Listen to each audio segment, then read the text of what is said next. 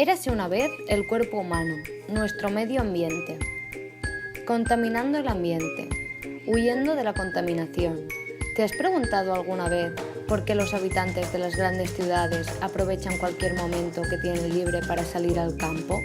Sencillamente porque allí encuentran el aire más puro y un clima mucho más sano que los que tenemos que soportar en las grandes aglomeraciones urbanas.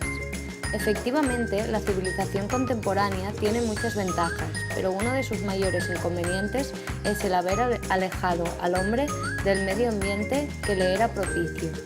La nueva civilización urbana influye decisivamente en la salud, puesto que, como es sabido, el entorno físico tiene una fuerte influencia entre el organismo humano.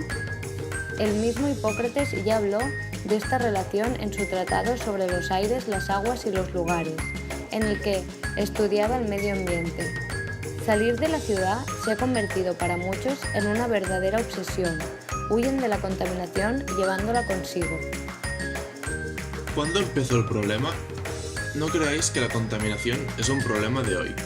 Por el contrario, ya se conocía antes de la revolución industrial. Lo que sucede es que se daba en zonas aisladas y en proporciones menos preocupantes que las actuales. Así, se sabe que la contaminación del agua de los siglos XVIII y XIX traía consigo grandes epidemias ciudadanas o que, por ejemplo, en el siglo XVI, la suciedad de las calles de París alarmaba al gobierno de Luis XIV, que trataba de encontrar una solución al problema.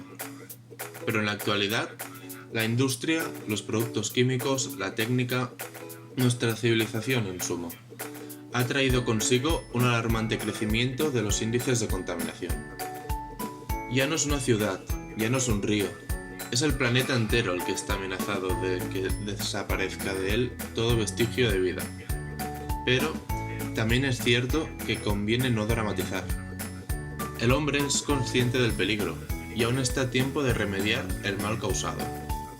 Por eso aumentan los movimientos ecologistas que fuerzan a los gobiernos a tomar medidas que impidan la degradación total del medio ambiente.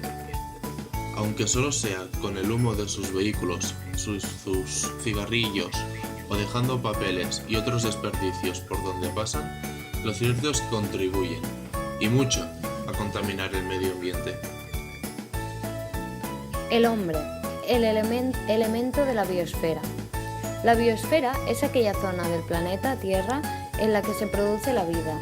Tiene varios kilómetros de espesor y comprende a todos los seres vivos, así como el aire, el agua o el suelo donde desarrollan su ciclo vital. En concreto, el ciclo vital del hombre se da sobre la superficie de la Tierra y evidentemente dentro de la atmósfera que la rodea. La tierra firme, el suelo y la atmósfera son el hábitat natural del hombre. Lógicamente, los factores físicos que transmite el paludismo. En la biosfera está el hábitat natural del hombre, hábitat que comparte con otros seres vivos, animales y vegetales de los que depende su subsistencia. Sucede, además, que el hombre es el único ser vivo que puede defenderse de las inclemencias de su medio ambiente, creándose su propio hábitat.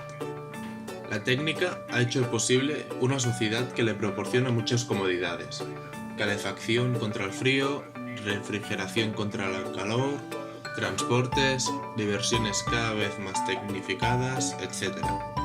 Todo ello le proporciona confort, pero lo aleja cada vez más de la naturaleza, y lo que es peor, degradando en favor de un medio ambiente enrarecido, su auténtico medio natural. Si pretendieras vivir exclusivamente de lo que te proporcionara tu hábitat natural, la subsistencia ciertamente te sería muy difícil. Pero aún es más cierto que, con un medio totalmente degradado, la vida es del todo imposible. La contaminación atmosférica. El hombre hace pasar por sus pulmones 200 litros de aire al día. Por eso, desde los tiempos más remotos, el hombre ha sido consciente de los peligros que conlleva una atmósfera contaminada, como por ejemplo la que seguía a una explosión volcánica, o la que se creaba en el interior de una vivienda después de encender antorchas para iluminarse. En la actualidad sabemos que una atmósfera limpia y saludable es la que está formada por gases, según la proporción que se indica dentro del cuadro de la derecha. Nitrógeno, 78,09%, oxígeno, 20,95%, argón, 0,93%, gas carbónico, 0,032%, neón, 0,0018%, gases diversos, 1,9962%. Pero a menudo el aire se ve invadido por gases y partículas que alteran esta composición. Entonces decimos que está contaminando. La contaminación fue definida en 1967 por el Consejo de Europa como sigue. En el aire existe polución, contaminación, cuando la presencia de una sustancia extraña o la variación importante en la proporción de sus componentes es susceptible de provocar efectos perjudiciales o crear molestias teniendo en cuenta el estado de los conocimientos científicos del momento. La composición del aire, de lo que los científicos nos dicen que debe ser el aire, es actualmente pura ilusión.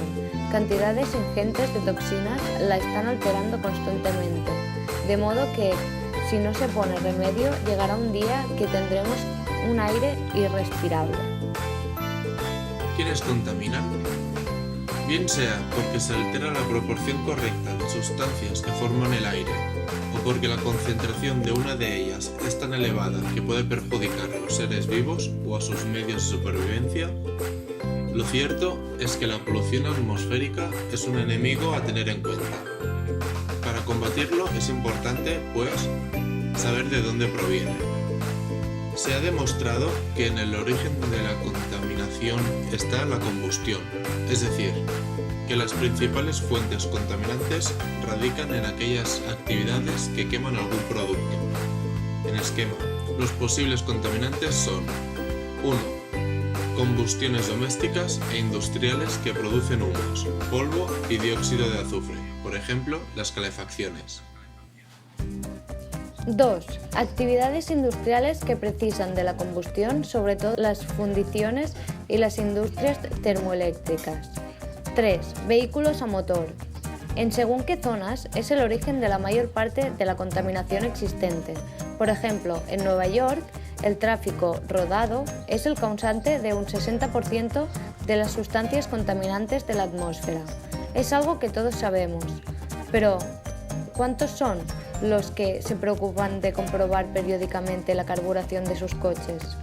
4. Incineración incontrolada de basuras. Este problema ha sido subsanado en muchos lugares mediante el empleo de nuevas técnicas de eliminación de residuos, pero en nuestra geografía aún es frecuente distinguir el humo de algún vertedero. Los contaminantes que proceden de las combustiones incontroladas representan a diario miles de toneladas de partículas sólidas y de gases tóxicos que dejan nuestro aire hecho una pena de puro sucio. El hit parade de los contaminantes. Vamos a ver a continuación cuáles son las 10 principales sustancias que contaminan el aire y dónde se producen. Ante la vista de las principales fuentes contaminantes, puedes comprender lo difícil que va a ser erradicar el que es, sin duda, un problema de supervivencia. ¿Son tan enormes los intereses económicos afectados? Sustancia: dióxido de carbono. Lugar donde se origina: industria y calefacción doméstica. Monóxido de carbono: siderurgia, refinerías de petróleo y vehículos a motor. Óxido de nitrógeno: motores de combustión interna, aviones, hornos, incineradores, fertilizantes usados abusivamente. Y el humo, debido a incendios forestales. Fosfatos: detergentes y fertilizantes utilizados incontroladamente. Mercurio: industria cloroalcalina, centrales de energía eléctrica, fabricación de pinturas y manipulación de pasta de papel. Plomo: industrias químicas y plaguicidas. Petróleo: refinerías y accidentes en buques de transporte. DDT: fumigación de campos. Radiación: fabricación y experimentación de armamento atómico, residuos de sustancias radiactivas, buques impulsados por este tipo de energía. ¿Cómo cuidar el medio ambiente? por un aire más respirable. Acabamos de ver los problemas que a los habitantes de las grandes ciudades puede acarrearnos el aire contaminado. Pero como ya hemos comentado, Londres, una de las ciudades que antes sufrió los efectos de la polución, ha conseguido reducirla. Efectivamente, los científicos han estudiado a fondo el problema y han llegado a la conclusión de que, con una serie de medidas como las que siguen, podría combatirse fácilmente la contaminación. La normativa recomendada es 1. Una política de tráfico adecuada para conseguir que se regule la circulación con medidas como el fomento del transporte público y la construcción de vías rápidas, etc., lo que redundaría en una reducción de los índices de contaminación atmosférica. 2. Reciclar los procesos de producción de ciertas industrias por otros sistemas menos contaminantes. 3. Expulsar los humos a través de altas chimeneas que no sobrecarguen más el nivel habitual de la atmósfera, que está sobradamente polucionado. 4. Colocar aparatos depuradores en las salidas de humos. 5. Localizar las grandes industrias en zonas concretas, lejos de los núcleos urbanos. 6. Eliminar aquellas industrias antiguas que sean muy contaminantes y cuya adaptación a los modernos sistemas de eliminación de humos no resulte rentable. 7. Utilizar combustibles menos contaminantes. Por ejemplo, en Barcelona mejoró la calidad atmosférica a raíz de cambiar el gas ciudad por el gas natural, que es menos impuro. Si hacemos caso de la experiencia de Londres, resulta que tomar estas medidas solo cuesta unas 25 pesetas por habitante, con la garantía de reducir la contaminación a la mitad, solo en 15 años. ¿No nos parece que vale la pena? Esta imagen, que quizá puede parecerte demasiado ideal, podría ser normal en muchas de nuestras contaminadas ciudades.